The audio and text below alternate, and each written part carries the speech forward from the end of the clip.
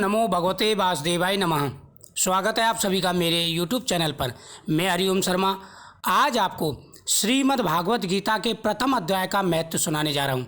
इस महत्व को सुनने से, इस कथा को सुनने से हर प्रकार की मनोकामना पूरी हो जाती है। भगवान कृष्ण प्रसन्न होकर के मनवांछित फल प्रदान करते हैं, सारे कष्टों को दूर करते हैं। प्रतिदिन इस कथा का श्रवण जरूर करना चाहिए। श्री पार्वती जी ने कहा कि भगवान, आप सब तत्वों के ज्ञाता हैं। आपकी कृपा से मुझे श्री विष्णु संबंधित नाना प्रकार के धर्म सुनने को मिले, जो समस्त लोगों का उद्धार करने वाले हैं। हे देवेश, अब मैं गीता का महत्व सुनना चाहती हूँ, जिसका श्रवण करने से श्री हरि में भक्ति बढ़ती है। महादेव जी बोले कि हे देवी, मैं तुम्हें गीता का समस्त वर्णन सुनाता हूँ। एक समय लक्ष्मी जी ने भगवान श्री विष्णु से पूछा कि हे भगवान, आप संपूर्ण जगत का पालन करते हुए भी अपने ऐश्वर्य के प्रति उदासीन से होकर जो इस क्षीर सागर में नींद ले रहे हैं, इसका क्या कारण है? भगवान बोले कि हे सुमुखी, मैं नींद नहीं लेता हूँ, अपने तत्व का अनुसरण करने वाली अंतर्दृष्टि के द्वारा अपने ही महेश्वर तेज का साक्षात्कार करता हूँ। हे प्रिय, आत्मा का स्वरूप दैत्य और अदैत्य से पृथक, भाव और अभाव से मुक्त तथा आदि और अंत से रहित है। शुद्ध ज्ञान के प्रकाश से उपलब्ध होने वाला तथा परमानंद स्वरूप होने के कारण एकमात्र सुंदर है, वही मेरा ईश्वरीय स्वरूप है। आत्मा का एक तत्व ही सबके द्वारा जानने योग्य है। जो व्यक्ति गीता के अध्यायों का श्रवण करते हैं, श्लोक का पाठ करते हैं, उनकी मुक्ति हो जाती है। जिस प्रकार से सुशर्मा ने गीता का अध्याय का श्रवण किया और उसकी मुक्ति हो गई। लक्ष्मी जी ने पूछा कि हे देव, सुशर्मा कौन था, किस जाति का था और किस कारण से मुक्ति हुई? भगवान बोले, हे प्रिय, सुशर्मा बड़ी खोटी बुद्धि का मनुष्य था। पापियों का तो वह शिरोमणि ही था। उसका जन्म वैदिक ज्ञान से शून्य एक क्रूरतापूर्ण कर्म करने वाले ब्राह्मण के कुल में हुआ था। वह न ध्यान करता था, न जप, न होम करता था, न अतिथियों का सत्कार करता था। वह लंपट होने के कारण सदा विषयों के सेवन में ही आसक्त रहता था। हल जोतता और पत्ते बेचकर जीविका चलाता था। उसे मदरा पीने का व्यसन था तथा वह मांस भी खाया करता था। इस प्रकार उसने अपने जीवन का दीर्घकाल व्यतीत कर दिया, यानी बहुत सारा समय इसी में अपनी आयु जो है लगा दी। एक दिन मूढ़ बुद्धि सुशर्मा पत्ते लाने के लिए किसी ऋषि की बाटका में घूम रहा था। इसी बीच में काल रूपधारी काले सांप ने उसे डस लिया। सुशर्मा की मृत्यु हो गई। तदंतर वह अनेक नरकों में जा वहीं की यातनाएं भोग कर मृत्युलोक में लौट आया और वहां बोझ ढोने वाला बैल हुआ। उस समय किसी पंगु ने अपने जीवन को आराम से व्यतीत करने के लिए उसे खरीद लिया। बैल ने अपनी पीठ पर पंगु का भार ढोते हुए बड़े कष्ट से 7-8 वर्ष बिताई। एक दिन पंगु ने किसी ऊंचे स्थान पर बहुत देर तक बड़ी तेजी के साथ उस बैल को घुमाया। इससे वह थककर बड़े वेग से पृथ्वी पर गिर पड़ा और मूर्छित हो गया। उस समय वहां कौतूहलवश आकृष्ट हो बहुत से लोग एकत्र हो गए। उस जन समुदाय में किसी पुण्यात्मा व्यक्ति ने उस बैल का कल्याण करने के लिए उसे अपना पुण्य दान किया। तत्पश्चात कुछ दूसरे लोगों ने भी अपने अपने पुण्यों को याद करके उन्हें उनके लिए दान किया। उस भीड़ में एक वेश्या भी खड़ी हुई थी।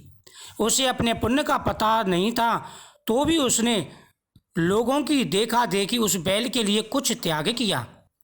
तदंतर यमराज के दूत उस मरे हुए प्राणी को पहले यमपुरी ले गए। वहाँ यह विचार किया कि यह वेश्या के दिए हुए पुण्य से पुण्यवान हो गया है, उसे छोड़ दिया गया। फिर वह भूलोक में आकर उत्तम कुल और शील वाले ब्राह्मण के घर में उत्पन्न हुआ। उस समय भी उसे अपने पूर्व जन्मों की बातों का स्मरण रहा। बहुत दिनों के बाद अपने अज्ञान को दूर करने वाले कल्याण तत्व का जिज्ञासु होकर वह उस वेश्या के पास गया और उसके दान की बात बताते हुए उसने पूछा, तुम कौन सा पुण्य दान किया था? तुमने ऐसा कौन सा पुण्य किया था? वेश्या ने उत्तर दिया, वह पिंजरे में बैठा हुआ तोता प्रतिदिन कुछ बोलता है। उससे मेरा अंतःकरण पवित्र हो गया है। उसी का पुण्य मैंने तुम्हारे लिए दान किया था। इसके बाद उन दोनों ने तोते से पूछा। तब उस तोते ने अपने पूर्व जन्म का स्मरण करके प्राचीन इतिहास कहना आरंभ किया। पूर्व जन्म में विद्वान होकर भी विद्वता के अवमान से मोहित रहता था। यानी तोता उन दोनों को बता रहा है कि पिछले जन्म में मैं कौन था और मैंने क्या पुण्यकर्म किए, क्या क्या पाप किए, ये सभी जानकारी उसने दी।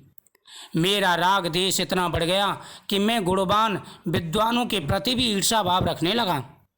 फिर समय अनुसार मेरी मृत्यु हो गई और मैं अनेकों गणित लोगों में भटकता रहा। उसके बाद इस लोक में आया। सदरूप अत्यंत निंदा करने के कारण तोते के कुल में मेरा जन्म हुआ। पापी होने के कारण छोटी अवस्था में ही मेरा माता पिता से वियोग हो गया। एक दिन मैं ग्रीष्म ऋतु में तपे हुए मार्ग पर पड़ा था। वहाँ से कुछ श्रेष्ठ मुनि मुझे उठा लाए और महात्माओं के आश्रम के भीतर एक पिंजरे में उन्होंने मुझे डाल दिया। वहीं मुझे पढ़ाया गया। ऋषियों के बालक बड़े आदर के साथ गीता के प्रथम अध्याय की आवृत्ति करते थे, यानी प्रथम अध्याय का पाठ किया करते थे। उन्हीं से सुनकर मैं भी बारंबार पाठ करने लगा। इसी बीच में एक चोरी करने वाले बहेलिये ने मुझे वहाँ से चुरा लिया। तत्पश्चात इस देवी ने मुझे खरीद लिया। यही मेरा वृतांत है जिसे मैंने आप लोगों से बता दिया। पूर्व काल में मैंने इस प्रथम अध्याय का अध्ययन किया था, जिससे मैंने अपने पापों को दूर किया। फिर उसी से इस वैश्या का भी अंतःकरण शुद्ध हुआ और उसी के पुण्य से दुज्य श्रेष्ठ सुशर्मा की भी पाप मुक्त हुए। हे देवी, इस प्रकार गीता के प्रथम अध्याय के श्रवण मात्र से उसका पुण्य देने के मात्र से उसकी मुक्ति हो गई। जो व्यक्ति इस गीता के प्रथम अध्याय का प्रतिदिन श्रवण करते हैं, कथा को पढ़ते हैं, उनकी सभी मनोकामनाएं पूरी हो जाती हैं। जाने अनजाने में किए गए सारे पापों का नाश हो जाता है। इस प्रकार परस्पर वार्तालाप और गीता के प्रथम अध्याय के महत्व की प्रशंसा करके वे तीनों निरंतर अपने अपने घर पर गीता का अभ्यास करने लगे।